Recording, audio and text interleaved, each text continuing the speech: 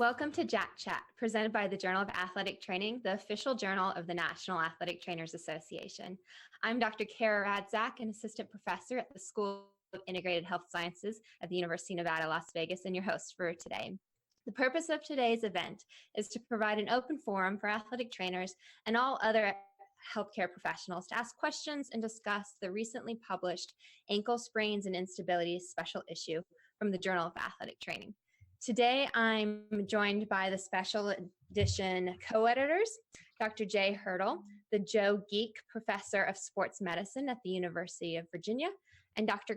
Tom Kaminski, the Director of Athletic Training Education at the University of Delaware. I'm also very pleased to be joined by Dr. Phillip Gribble, the Chair of the Department of Athletic Training and Clinical Nutrition at the University of Kentucky. Dr. Gribble is also an associate editor with JAT and contributed greatly to this special issue.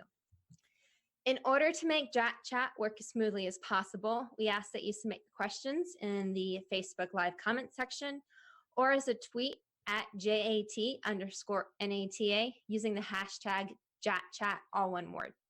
At this point, I would like to introduce Drs. Hertel, Kaminski, and Gribble. Thank you all for taking your time to speak with me today. Thanks for having us. You bet. Yeah. Thanks for having us. Pleasure to be here. Thanks, great. So my first question is for Jay and Tom. And where did you come up with the name of the editorial? These are the sprains of our lives. Yeah. So this is actually the second special issue on ankle sprains and ankle instability that the Journal of Athletic Training did. So Tom and I co-guest edited an issue back in 2002, and in there the lead editorial was called "As the Ankle Turns." So we kind of wanted to keep with the soap opera theme and draw a connection between the two, because part of it is that I think a lot of athletic trainers and other sports medicine professionals feel like, well, haven't we heard this story before? And that's, kind of like the soap opera, like, you've seen it before, but, they always have to come up with the new twist and the put it into the context of the modern day. So that's kind of what we're shooting for. I would just add, it's an opportunity for Dr. Hertel's wry sense of humor to come forth as well. So. That's awesome. When you guys were curating this special edition, what were your goals? What did you want to be included in the special issue? Well, it's interesting is that, I have a copy here of our issue from 2002. And, I think at that time, Jay and I had gotten together probably at a bar somewhere, and we wrote on a napkin those individuals that we wanted to invite and kind of the topics that we chose back then. And it's interesting to see, how we've come in 17 years since that first special issue in 2002 to where we're at today. And I think that, as Jay and I were discussing how we could move the 2019 version forward, I thought, it was important for us to include some of the younger researchers that are really on the cutting edge of doing some pretty cool stuff in the area of ankle sprain management and ankle instability. But at the same time, we needed to just have some foundational material in there as well. And I think that Jay's lead article about, the paradigm where we started in 2002 and where we're at today in 2019, I thought was a very important part of the 2019 special issue. Jay, your thoughts? Yeah, I think that there's so much good original research being done in this area that we really wanted to kind of provide a compendium of that and kind of a state of the clinical science for 2019, where ankle sprains and ankle instability research sits. And Philip and Eric Wickstrom and Pat McKean and Ty Hopkins were all kind of involved in the formulation of the articles that we invited. Mm-hmm. One of the things that I noticed was that there's a lot of these current concept articles, and each one of you actually authored one yourselves. What are the key takeaways from the current concept article that you each authored? Let's talk with, have you start, Tom. Well, our theme was on prevention of ankle sprains. And, as one of the primary domains of athletic training, I think that, prevention of ankle sprains is first and foremost in our minds. And it was interesting to just kind of go back and look at the historical perspective of ankle sprain prevention through the years. And, traditionally it's been around prophylactic taping and prophylactic bracing. Mm-hmm. And those hold true today. I mean, there's a lot of good evidence that supports that, not only to prevent first-time ankle sprains, but the prevention of additional ankle sprains in those that have had ankle sprains is very important through the use of, ankle strapping, ankle taping, ankle bracing. So, I thought that was a key component of it. And the other thing I think that, Jay and Phillip can attest to is that when we set out for these special issues, or we set out for having a position statement put forth, the ultimate end user is the clinician. And so I think that these current concepts really speak to the clinician. And this issue is really just chock full of good information that clinicians can go and start using today. Thank you. We actually have a question from the audience that relates to what you were talking about, Tom. And the question is, neuromuscular training programs have been recommended for primary and secondary prevention of knee injury. Are there any consistent things that can help with primary and secondary prevention of ankle sprains? Yeah, and I think that, Patrick McKeon's work and certainly Jay's work and Philip's work in this area really can attest to the fact that those types of neuromuscular training programs in the ankle are quite beneficial. And I think that every clinician needs to have that in their toolbox, not only from an ankle sprain prevention standpoint, but certainly from an ankle injury management standpoint, rehabilitation standpoint as well. And I'll let Phillip and Jay chime in as well. Yeah, it's become the cornerstone of the expansion of what we do for treatment and rehabilitation for ankle sprains, and that's for the acute sprain patient, making sure that as we approach the end stage return to play, that there's neuromuscular rehabilitation really focused on a dynamic balance progression. But what I think we often lose sight of is that there needs to be a maintenance phase as well, because we see so many ankle sprain patients, unfortunately, fall into a path of chronicity and develop chronic ankle instability.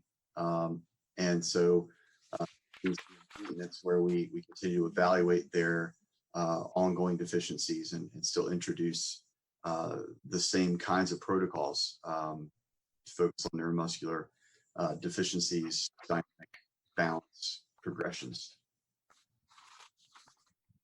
Yeah, I would just echo that end stage ankle sprain rehabilitation should look a lot like prevention programs for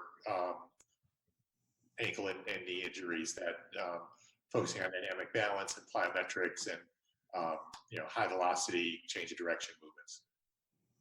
And Jay, your current concept article was kind of discussing this updated model of chronic ankle instability. And you give a really nice, really in-depth view on that spectrum of chronic ankle instability, copers. Where do you feel like this neuromuscular rehabilitation, or all of this aspect of trying to do the return to play rehabilitation, is there possibility of moving somebody from a chronic ankle instability end of the spectrum into a coper? And how do you think we can do that? Sure. Yeah, I think that there definitely is the ability to move somebody out of the chronic ankle instability classification. And I think, if you look at it, those classifications are largely based on a combination of their ankle sprain history, which you can't do anything about that because it's happened, but then also on their self-reported function, symptoms, and their more objective function as well. And those are things that you can change. And I think that, we've seen from a number of rehabilitation studies have been able to, in a short amount of time, 4 weeks or so of supervised rehabilitation, move people from, at the beginning, they qualified as chronic ankle instability, but by the end of the 4-week intervention, they would no longer have qualified to have started that study. Now, the big issue is, how do you keep people there and continue to maintain their function? And I think that's also a big issue that we see with return to play after acute sprain as well, is that we know that individuals who perform supervised rehabilitation for at least 6 weeks after their initial ankle sprain do much better than people who don't. The problem is not a lot of athletes actually do rehabilitation for 6 weeks after initial sprain, because they are able to get their function up to a level where they can return to sport. And I think that's a big area that we have to continue to look at. How do we get that implementation of the interventions to continue for a longer period of time? So another audience question is specifically asking about in the secondary school setting. They want to know, how would you recommend advocating for budget to support some external ankle supports? Well, Go ahead. Go ahead, Phillip. I was just going to chime in. Jay and one of his former students, Lauren Kramer, actually had a really nice paper a few years back about the cost benefit of ankle bracing and taping. And I think that, in the long run, if schools are willing to put out the money for ankle bracing, it's going to benefit them in the long run, because it's going to prevent ankle sprains from occurring. And I think that, coaches, administrators who control budget lines need to understand that. And I think, ankle bracing should become part of the equipment process. And so I would strongly advocate for that in the secondary school setting. Yeah, and I think there's great work out of the University of Wisconsin that's shown that repeatedly. More recently, that Tim McGuine was the leader in that work to show across the state, incorporating a lot of secondary schools, multiple sports, that prophylactic bracing and taping was effective at reducing ankle sprain rates. Equally, neuromuscular prevention programs, as we've already touched on, were effective. Mm-hmm.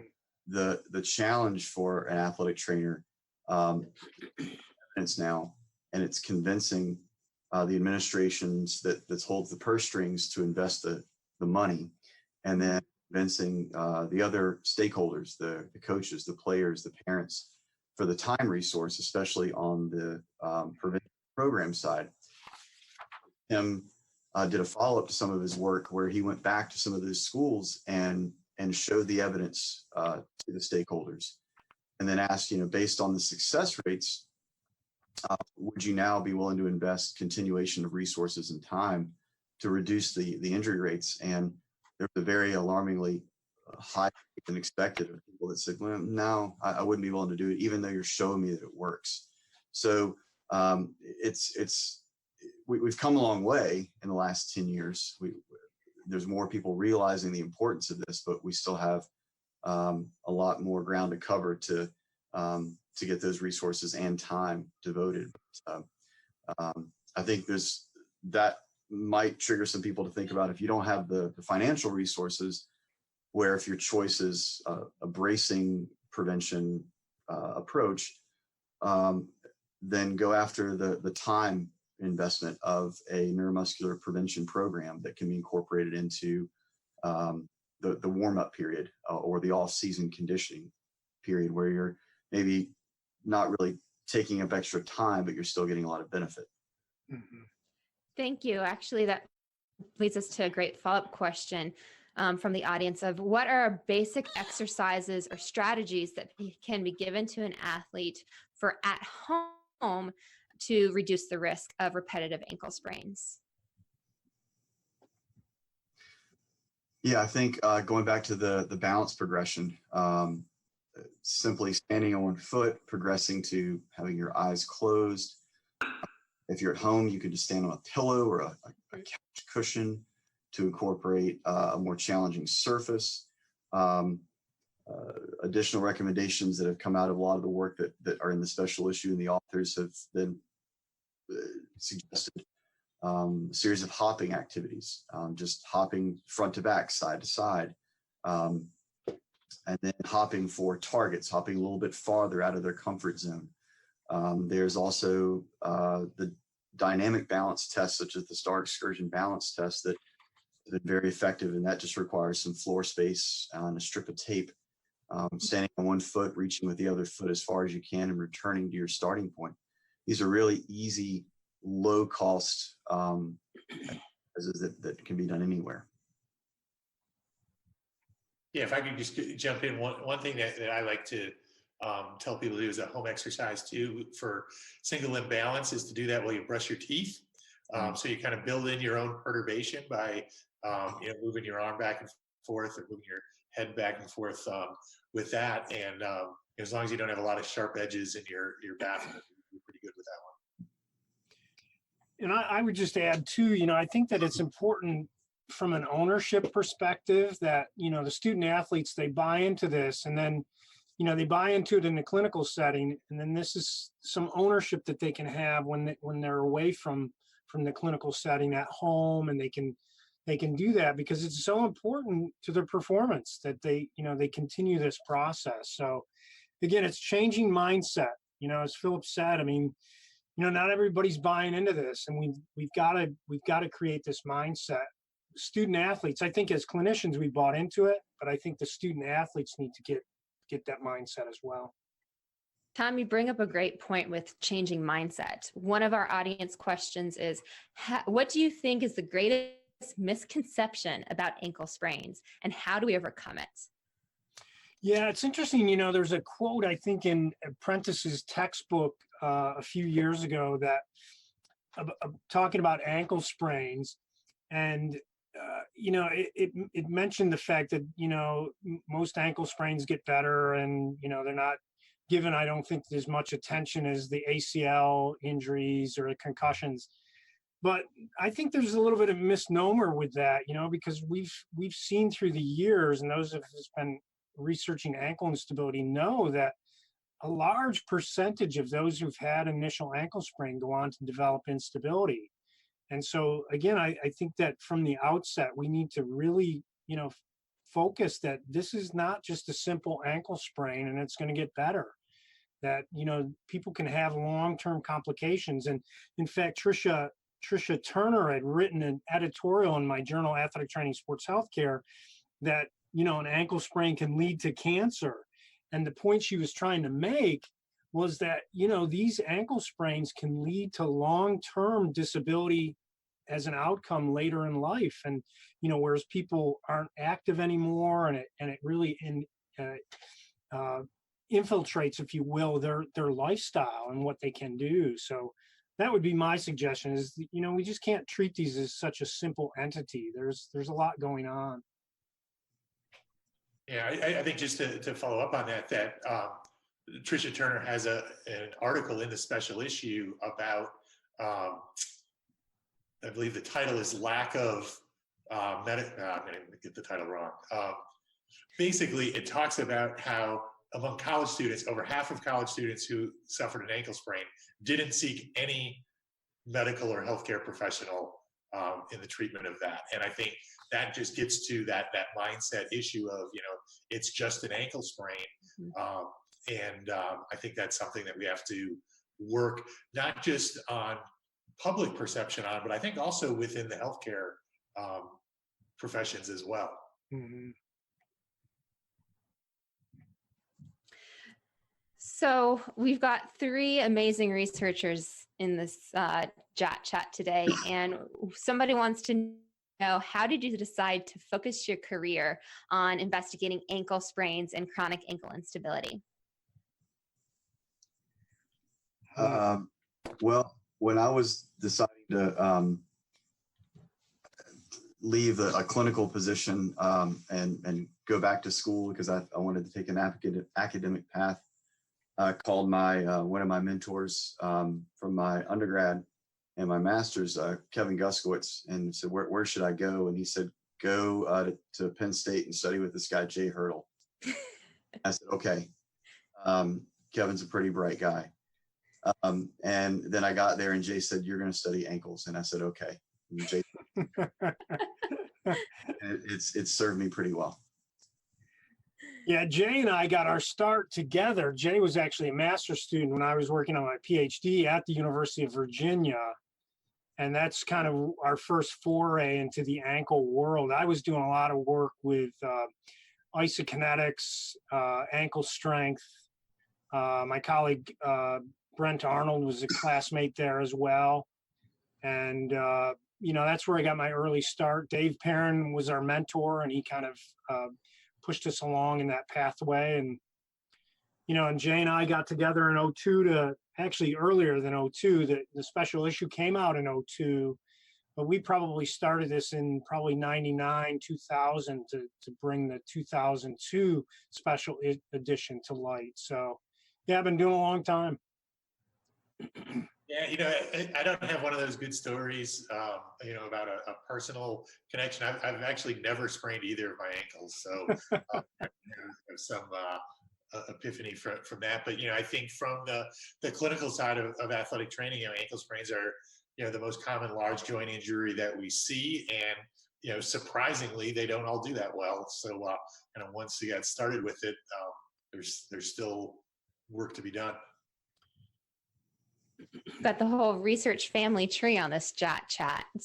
So what have you guys seen during your careers that has been meaningful change in both the research and treatment of ankle sprains?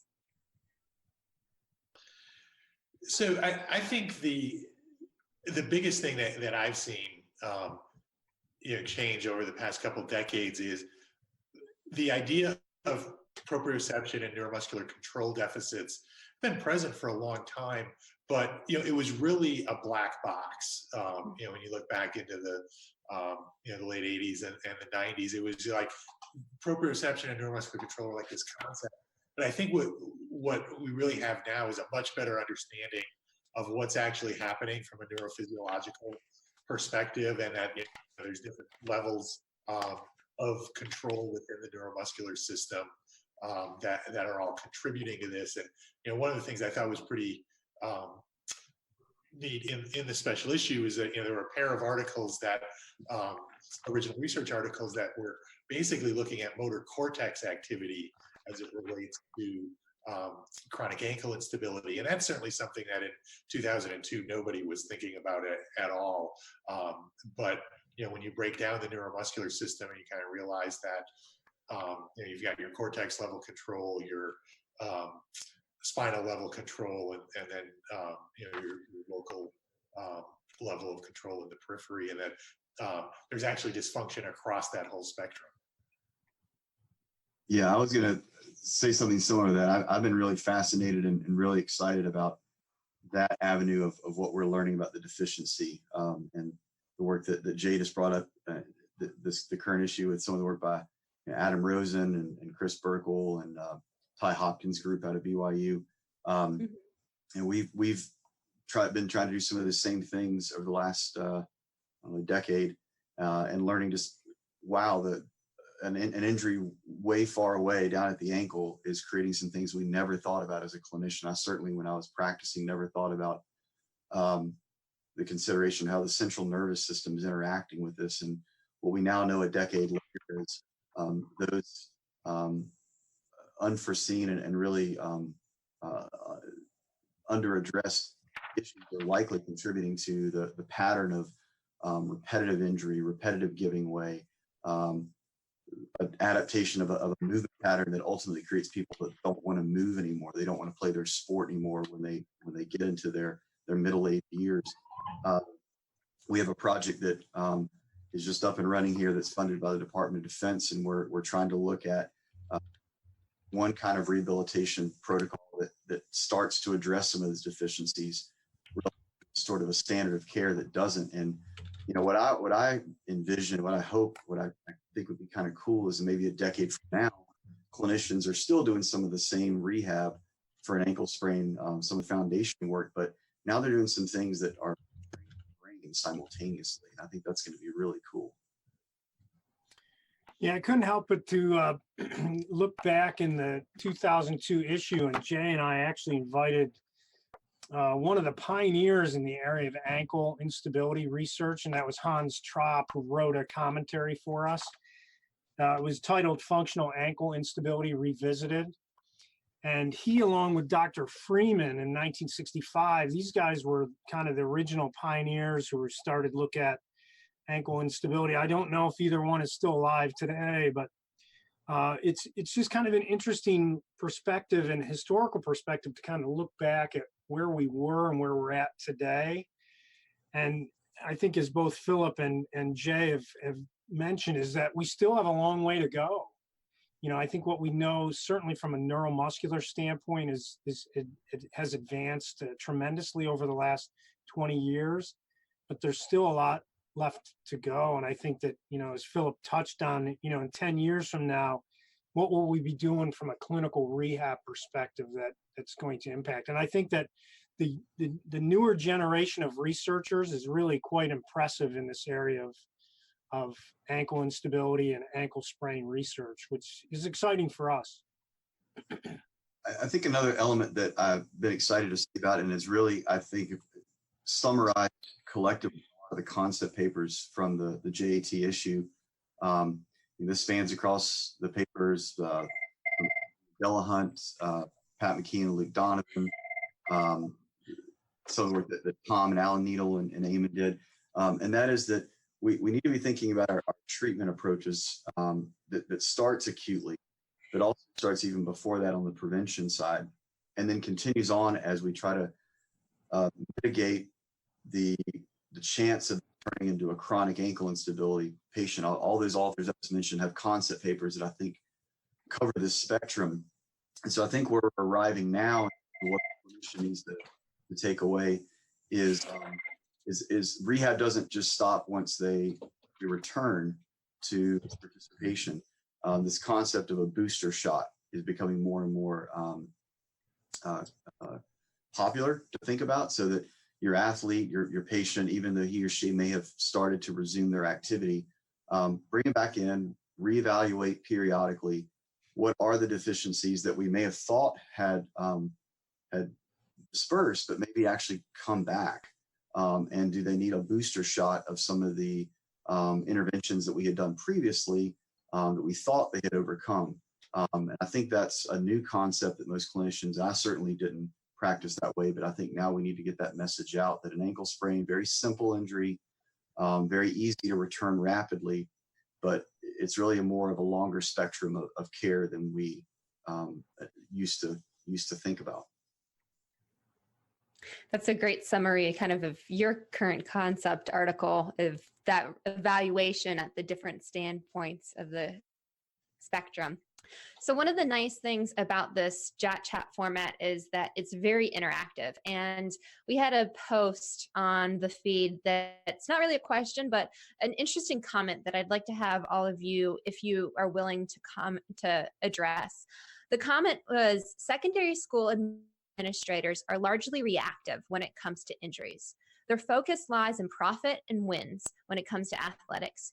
Rarely are these schools willing to be proactive in the prevention of what may not occur or doesn't occur often enough to enter their budget. It's sad but true.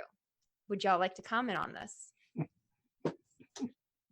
Yeah, I'll start. I think that if you look at secondary school sports participation, to me, the number one issue there is making opportunities available for secondary school students. And the notion of player availability as it relates to being able to participate in practice and games because they're healthy, it really should be the number one priority. And everybody wants their best players to be able to play and to not get hurt. But when you look at injury prevention, you don't get to pick which injuries you prevent, which ones you don't. But ultimately, if you can show that, at a team level or at a school level that you are preventing injuries, it's not just that you're preventing injuries, it's that you're actually increasing participation by making players available for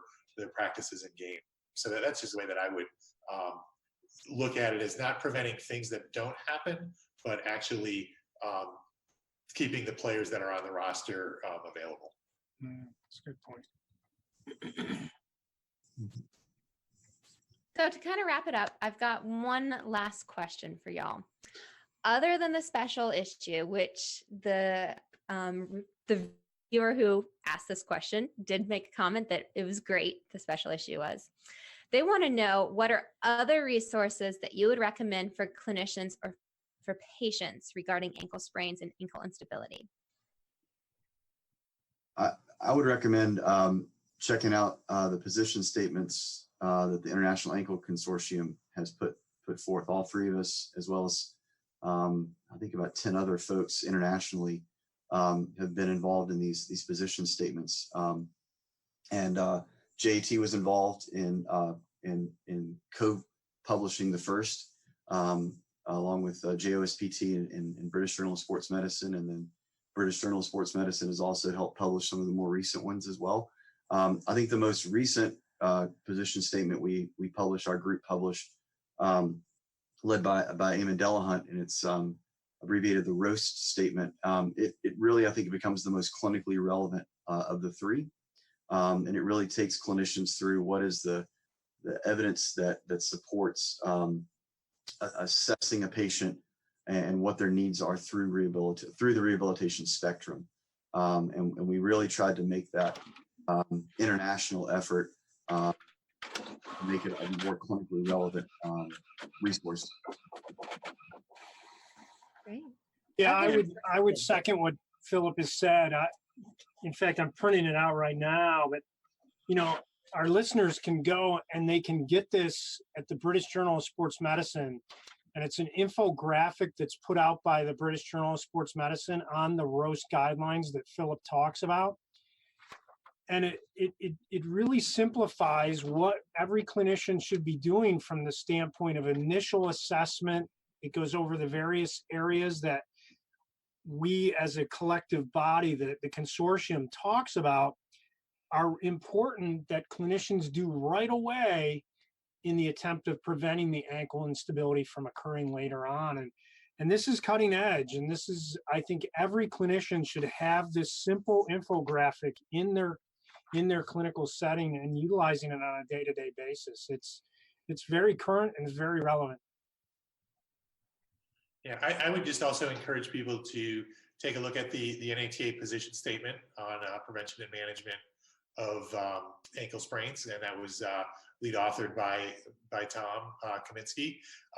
It's about 5 years old now, but it's still very relevant. And I think, if anything, some of the things that were recommended in there, now there's more evidence to support it than what was originally there. But I think there's about 36 recommendations in there that should help people in their clinical practice. Thanks for that plug, Jay. You were co-editor as well, or co-author on that paper as well. Is there any plans for an update on that position statement anytime soon? I guess that's up to the pronouncements committee of the NATA to give us the guidance on that. But the fortunate thing for the ankle sprains, as Jay said, that information's still pretty relevant, even though it's 5 years out. Unlike concussions, that stuff is changing every day. So. Mm-hmm. Great. Well, thank you guys so much for joining me today. We'll be sure to try to send out any links to the resources that y'all talked about to our viewers. And just to let everybody know that if you didn't get a chance to listen to the whole JAT chat, or if you know somebody who would be interested and they didn't get a chance to watch, we will have this posted through JAT's social media in a podcast format as well. Thank you, Dr. Gribble, Dr. Hertel, and Dr. Kaminski for joining me today. Really appreciate your time. Thank you. Yeah, Great. thanks. Thanks a Thanks. lot. It was fun.